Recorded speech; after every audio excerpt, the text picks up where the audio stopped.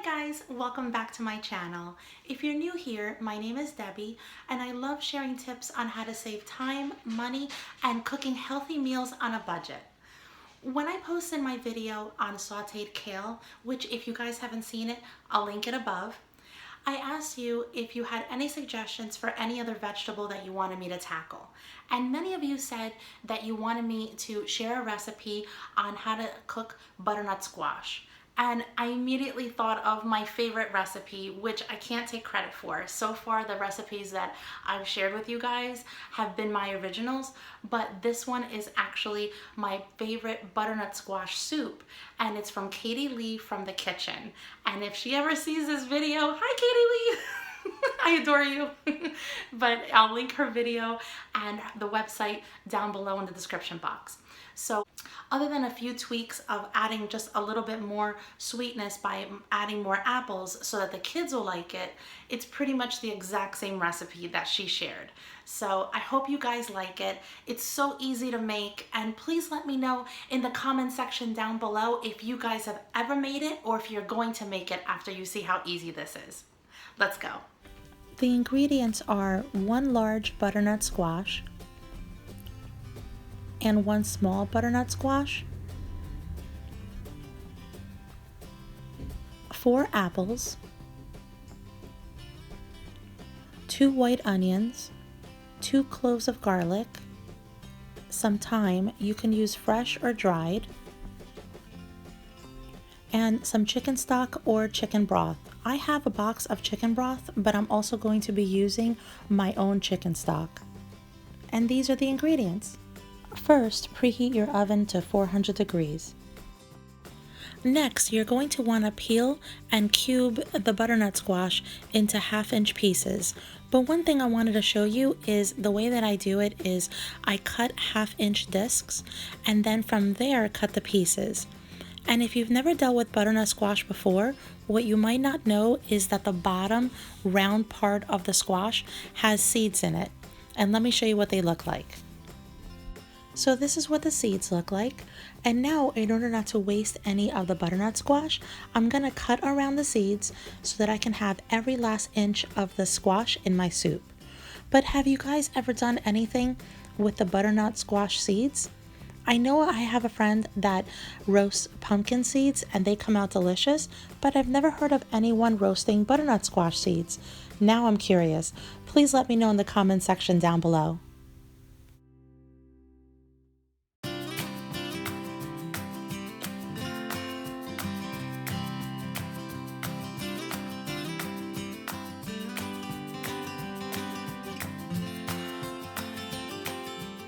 Now this middle section with the seeds, I do throw that away, but the sections around, I'll just scrape off the seeds, cut them up, and use them in the soup. Now I'm gonna take the butternut squash and put it in a large bowl and add a drizzle of olive oil, salt, and pepper, and mix it all together.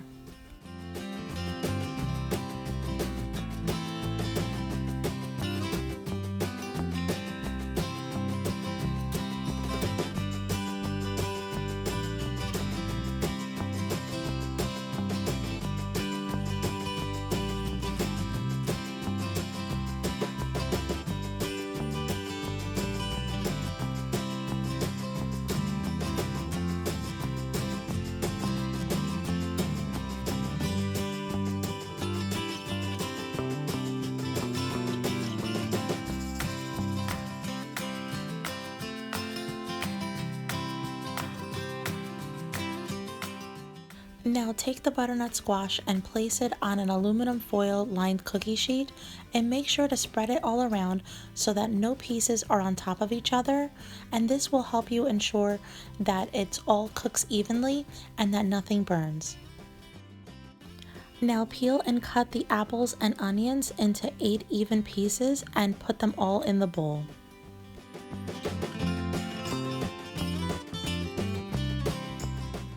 And just like you did with the butternut squash, you're gonna add a drizzle of olive oil, salt and pepper, mix it together, and place it in an aluminum foil lined cookie sheet.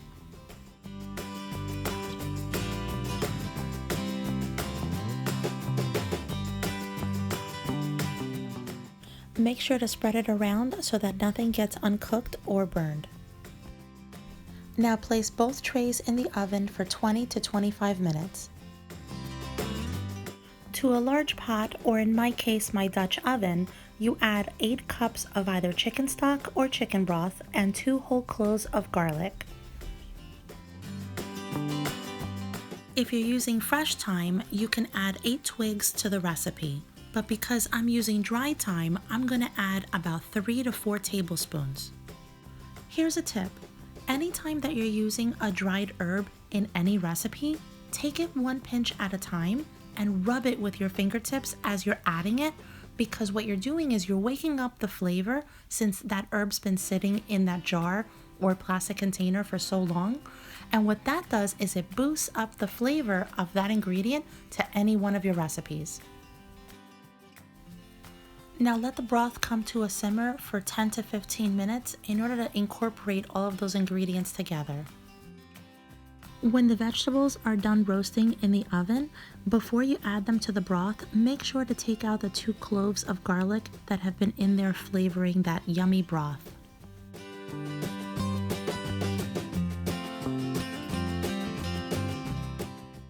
Now add all of the roasted vegetables and the apples to your broth and then cover it with a lid and let it simmer for another 10 minutes.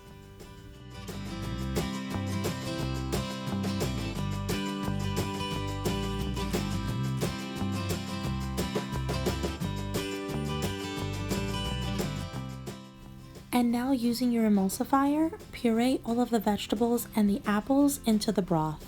If you don't have an emulsifier, there's no need to worry.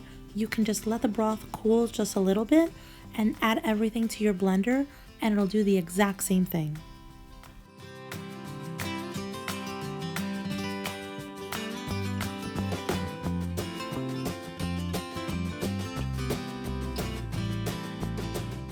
And there you go, butternut squash soup from scratch. Wasn't that easy? And it is so delicious. Please let me know in the comment section down below what is the next vegetable you'd like for me to tackle. And I hope you liked this video. If you did, please click the like button, share with your friends. Don't forget to subscribe and to click on that bell. And follow me on Instagram at the address right above. I hope you guys enjoy this video and I'll see you in the next one. Bye.